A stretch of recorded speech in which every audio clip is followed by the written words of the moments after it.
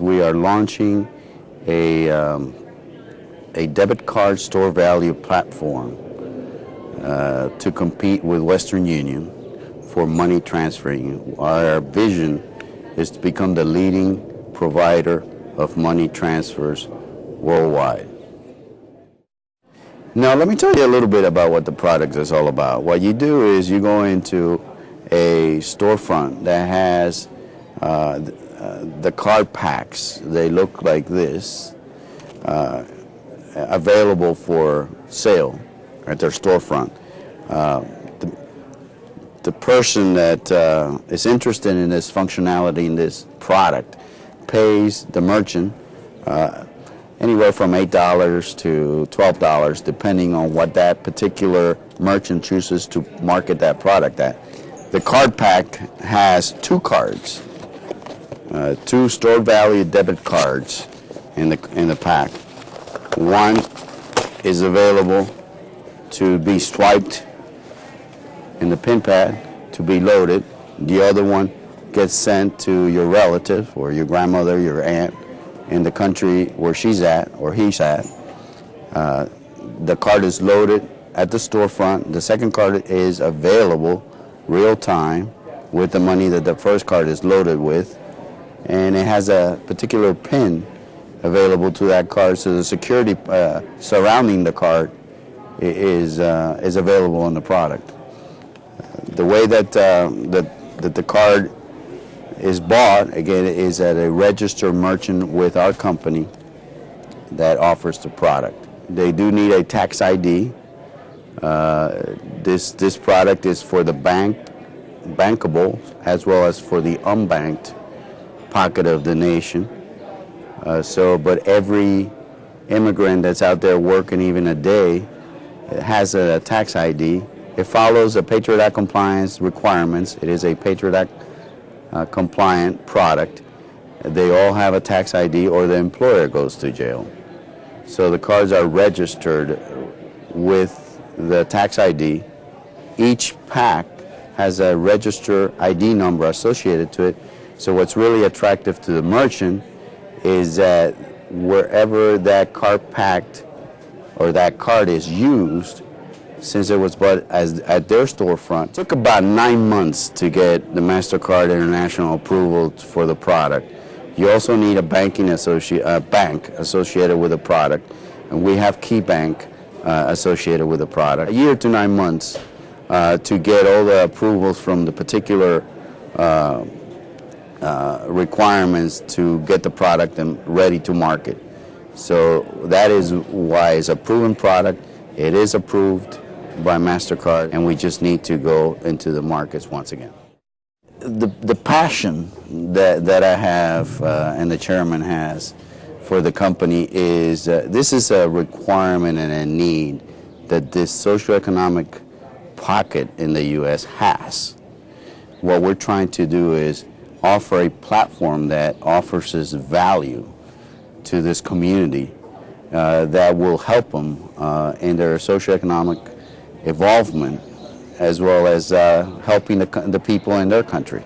Well, there's evidence that there's $40 billion annually that are transferred. $40 billion utilize a money transfer platform. 20 billion or 50% of that goes to Mexico alone. So that's why our focus is in launching the product in Hispanic pockets or active Hispanic pockets in the U.S. To kind of be a value to that community or those individuals in that pocket. Let me give it to you in a nutshell. In a nutshell, what it is a product that can be used in any storefront that has a pin pad capability that you can swipe the card. The main difference in the product is, in the value proposition, one of the value propositions of the product is that it is an open loop network type of card or product.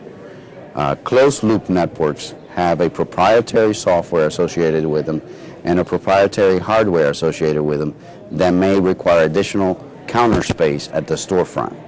This one utilizes the existing pin pad available in the merchants to load the cards because it rides the existing banking infrastructure worldwide.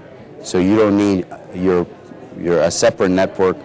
If you have a pin pad and it is used in your store for purchases, that is essentially the same pin pad that this product uses. So again, an open loop requires no additional software, no additional hardware, writes the existing banking system infrastructure, is banking law compliant, is Patriot Act compliant, is MasterCard International approved. Initially, the target market, due to the fact that in the U.S. there's 40 million plus immigrants, initially the target market will be Hispanics transferring money to their country of origin. They will have one card here in the U.S. and give or mail or send the other card to their relatives in the country of origin for money transferring requirements and needs. The cards are loaded in the U.S. In any pin pad storefront that has the capability to swipe the card. They can also be used in any ATM worldwide. That gives, in the U.S., about 5 million merchants that can actively load the cards. The money is real-time available to the other card, where the other card or where the recipient of the other card is. We had 10,000 cards in the marketplace that we test piloted in 3 cities. What we want to do right now is we want a more robust rollout throughout the nation, and that's why we're trying to raise some additional funding. The management team is a very robust team. The chairman is Walter Roeder. He's a 30-year veteran of the banking industry, Bank of America, Citigroup, and a few others. He also had the ability to launch a company that was bought by GE Capital. I myself come from the technology, telecom world of the U.S., launching companies here in the U.S. I also had 2 ventures in Mexico, as well as a venture in Brazil, which I opened those markets for the 2 ventures. This is from data from the U.S. Census that's available to anybody worldwide. The U.S. Census has identified, first and foremost, California, followed by Texas, New York. There's 10 active cities that we intend to launch in, depending on the infusion of cash that we get. Some cities require more investment or more money spent for marketing and sales. Therefore, we have chosen to relaunch the product in Miami and in Atlanta. Well, it's a $40 billion a year opportunity, and again, 50% of it goes to Mexico. That's $20 billion of transfers a year. There's $5 billion of fees that are generated from that $40 billion per year. So, 1% of the market share is not bad. We're aiming to achieve 1 to 3% market share within the first 5 years.